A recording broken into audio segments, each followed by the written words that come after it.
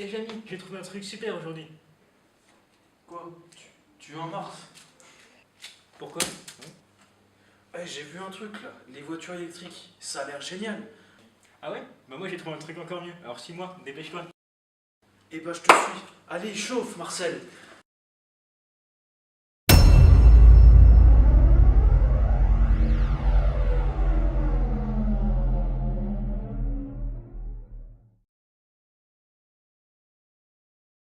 Dis-moi Rémi, tu pourrais nous expliquer ce que c'est que l'hydrogène déjà? Parce que pour moi l'hydrogène, c'est ce qu'on trouve dans les ballons qui explosent. Boum!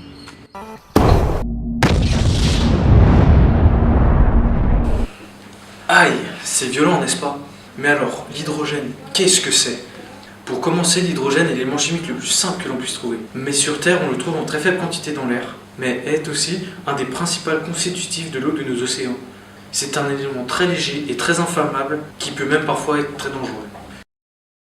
La première pile à hydrogène a été mise au point par Sir William Grove en 1939, avec l'aide de Christian Schoenbein. N'étant pas rentable, elle a été reprise plus tard dans les années 50 par d'autres chercheurs, améliorant le fonctionnement de l'électrolyte et créant la pile à combustible actuelle. D'accord, ça j'ai compris. Mais ça marche comment une pile à hydrogène? Et d'ailleurs, c'est quoi un électrolyte? Une pile à combustible, dite à membrane échangeuse de protons, est composée de une membrane échangeuse de protons faisant fonction d'électrolyte. Elle bloque le passage des électrons et laisse passer les ions H+.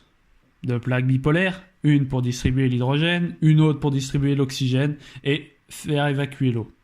De deux électrodes, une anode, une cathode, pour faire circuler le courant électrique.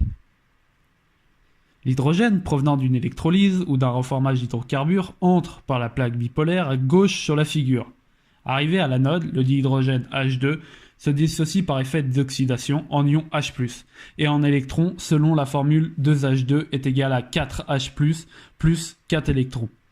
Les ions traversent alors la membrane, mais les électrons bloqués sont contraints d'emprunter un circuit extérieur, ce qui va générer un courant électrique.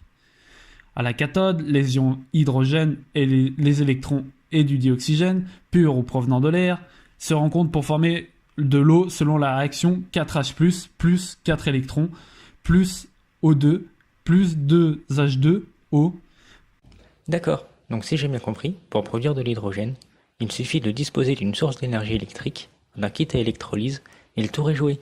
Regardez, on introduit de l'eau, et grâce aux platines, on crée de l'hydrogène. Facile, non? Mais Rémi, si pour produire de l'hydrogène, il faut utiliser de l'énergie électrique, c'est vraiment bien comme solution?